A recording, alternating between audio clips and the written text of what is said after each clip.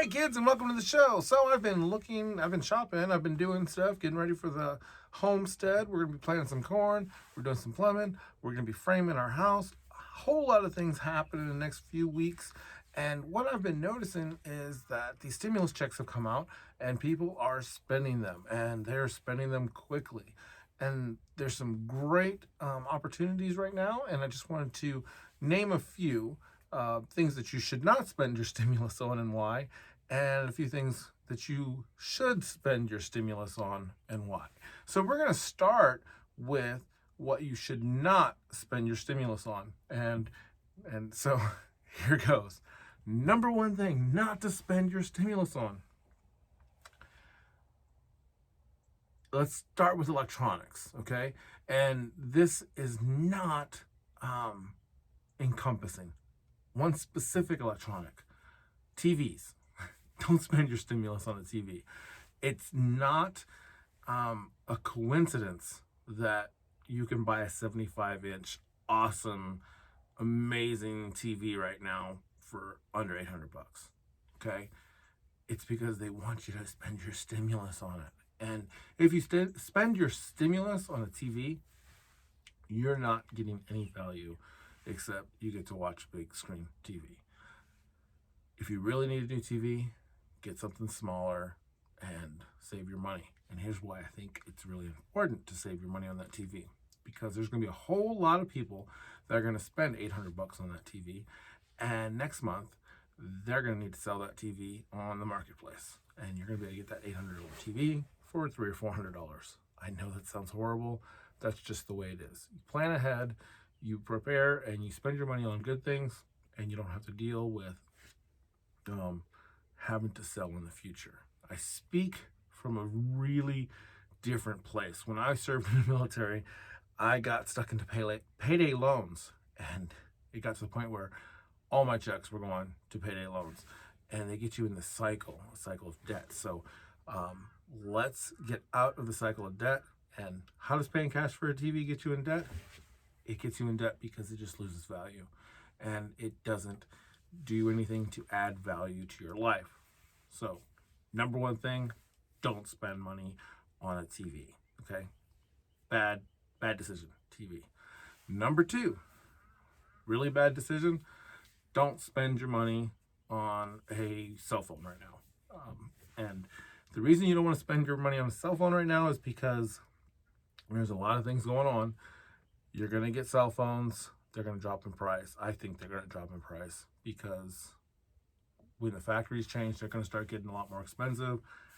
You're going to be able to get some good technology. If you can just step 1 or 2 generations behind, you'll always save money on cell phones. So don't go buy that new generation cell phone. If you have one that's working, get it paid off and use it until you just can't use it anymore. If you can manage to not have a cell phone, that's the best thing. So number 2, don't spend your money on a cell phone. Yes, I know it's another technology. Okay, number 3, don't spend your money on frivolous stuff. And by that I mean is don't go buy a boat with your money. It's frivolous. If you can't afford to buy a boat, trust me, don't buy a boat. Frivolous can be anything. It can just be spending $1,000 on a haircut or something like that. Make sure you're spending your money in ways that are going to add value. And buying a boat with your entire stimulus check does not add value. Now, if you're a fisherman and you've got a boat that you've been working with and the thing doesn't work anymore, then this doesn't apply to you. Yes, by all means, buy the boat. And by a fisherman, I mean a professional person who actually feeds their family by catching fish. I know some of those people. So they are not included in this. You can spend your money on a fishing boat, but don't spend your money on a fishing boat. All right, top 3 things that I think you should spend your money on, coming right up. The number 1 thing I think you should spend your money on, and I say this in almost every video, is yourself. Invest in yourself. Education. Someone can never take away your education. So that's the number 1 thing you can invest in. And how you get that education is different for everyone. Maybe that's going back to school. Maybe that's buying textbooks that you can study. Maybe that's buying something that you need in order to have an education. use that money on learning something. Maybe you're gonna be a blacksmith. Maybe you start making swords. Whatever it is, you have an opportunity now to invest in yourself. So if you don't want to invest in the stock market, you don't want to invest in crypto, you don't want to invest in all those little things that you are not too sure about, you can invest in the one thing you are absolutely sure about, and that's yourself. So invest in yourself. If you are a YouTube rock star or a wannabe, invest in a good microphone. Okay? If you are a musician and you want to invest in that new guitar, that new drum, that new bass, whatever, invest in yourself. And investing in the arts, not paying someone to teach you how to do something, but investing in a way that you can teach yourself how to do something. Number one, best investment with your stimulus. All right, the next thing, number two, invest in necessities. For us, we are building a house. We are cash flowing a house. And that means board by board, nail by nail, we are purchasing every bit of it. It means stepping back and saying, okay, we have enough money this month for this. We are making sacrifices now, so one day we will sit on that porch and look at that sunset and say, we owe zero to anyone, okay? You have to set back. So invest in property, invest in shelter, invest in making sure that you are safe. For us, we're investing in our homestead. Right now, it's probably not the best time to buy property, unfortunately. If you didn't buy it before the pandemic, property has increased in volume and cost. So if you can afford to buy it, great.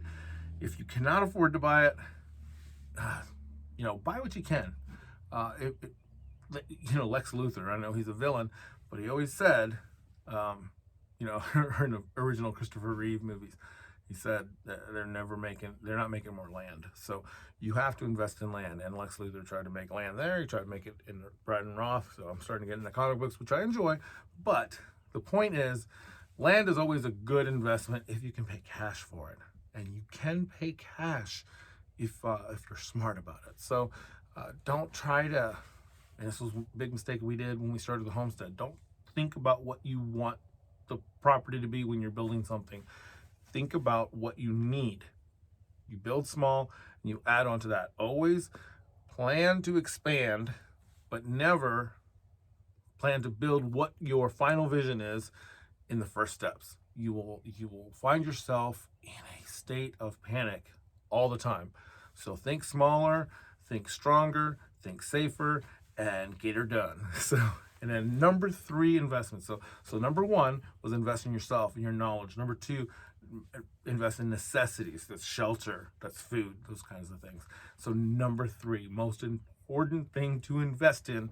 All right, and the last thing, number three, but the most important thing, and you have to invest in this no matter what, whether you get a stimulus check or not, whether you are poor, whether you are rich, you have to invest in this, or everything is worthless. Everything is for nothing. You have to invest in this. And are you ready? You have to invest in your legacy. You have to invest in the way you are seen by your children or the people you interact with. So more important than money, shelter, food, you must invest in your legacy. So until next time, work hard, be kind, and have fun.